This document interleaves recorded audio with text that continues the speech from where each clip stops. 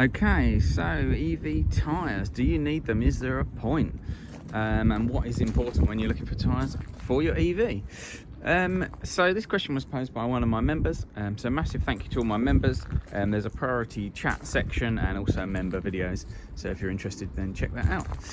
So interestingly, I was looking over this car. It's actually got the wrong tyres on the back. It's not fitted with EV tyres. So EV tyres are obviously designed specifically for EVs, but what is the difference? So interestingly, when the Zoe first came out, it had the Michelin Primacy tyres on it, and an EV Primacy tyre, and these got a really bad reputation, and they basically were cracking and the sidewalls were going really hard, and they were basically falling apart before having to be replaced, before they were actually worn out, which was pretty bad. It seems to be that they made them really hard to get the efficiency. They have to be a little bit more robust than normal with an EV, because EVs do weigh a little bit more, and I do say a little bit more because people seem to get carried away about the fact that EVs are really heavy. They're not that heavy, they just weigh a little bit more than the normal sized, sort of comparable sized petrol or diesel car. So yeah, Michelin produced these tyres specifically for EVs. Efficiency was good, but they didn't last very long. It seemed like they kind of gave up on them. Renault then just put the standard Primacy 4 or whatever tyres on. Okay, fine. And I thought this kind of EV tyre fad had sort of died out, to be honest, but it hasn't actually. Hankook have got their Ion tyre. Michelin seem to have come back with another e-Primacy. But realistically, it's just a tyre that has some additional characteristics which may be more suited to an EV. But to be honest, many tyres will fit the requirements. Interestingly, on this Zoe, so this has got the kind of mid-range wheels, the 16-inch, and it's the 195. If you can see that, 55/16, and this is a 91V extra load, and that is the correct rating tyre for this Zoe. This is a 2016. Renault Zoe. So it's interesting because lots of people will say, well, the standard load tyre, because extra load is the correct one for this vehicle, the standard load tyre, if you look up the weight that tyre can take and the weight of the vehicle and divide it by 4, there people will say, but the standard tyre is absolutely fine, there's plenty there to hold that vehicle.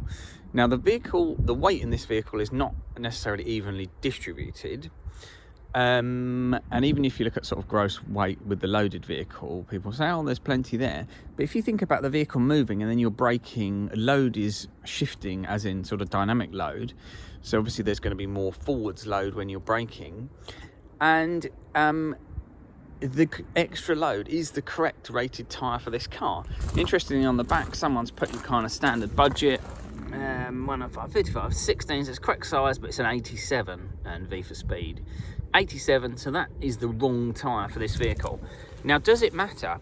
So I've seen a Zoe that had 4 tyres put on it, and they were the wrong load. They were the 87 load rated, not the extra load.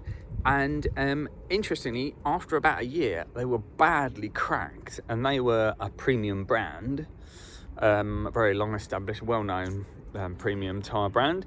Yeah, and they all just sort of cracked up, basically, and it was put down to the fact that they were the incorrect load for the vehicle, and it just couldn't, it couldn't quite cope with the demands of that slightly heavier vehicle.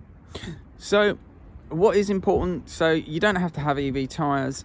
Fortunately, due to the tyre efficiency labelling, which is fantastic, you can find good rolling road efficiency, and that is going to be quite important for your EV, because you're going to be a bit more concerned about range than your average petrol or diesel car. So you can find ones that have got good good rolling efficiency, which is really good. Obviously the wet grip is important. Noise can be more important. So one of the things about the EV tyres is they say they make them extra quiet, because EVs tend to be quieter, so you're more you notice the tyre noise more. So yeah, that may be a factor. It's entirely up to you. But yeah, the most important thing is just to make sure the particular requirements of that vehicle because lots of tyre fitting places are just not going to be aware of it. You rock up, yeah, 195, 55, 16, yeah, there you go, mate, cheers, bye. But you may well, like this car's got, you may well have the wrong load rating fitted. It will vary by vehicle. Interestingly, some EVs, the tyre pressure is a lot higher. So we've got a 2020 Zoe, and the front of that is about 38, it says on the door. People seem to like running their EV tyres quite high pressure, potentially higher than manufacturer recommendation, but I would kind of recommend to stay with what it states on the door sticker. Some of the Teslas have really high pressures, like over 40 psi, and that's what Tesla state. So yeah, the most important thing is just to check what your vehicle should have. Obviously, if you've had it from new, what it came out of the factory with is going to be what should be on it. But yeah, just check that load rating in particular, and obviously pressures as well, and keep them at the right pressures. If there's any other interesting quirks you've had, a bit like I had that, saw that one where they'd cracked up. Yeah, drop any interesting sort of tips in the comments below. And also, if there's particular tyres that have worked for you or not worked for you, that will be really interesting for people to know.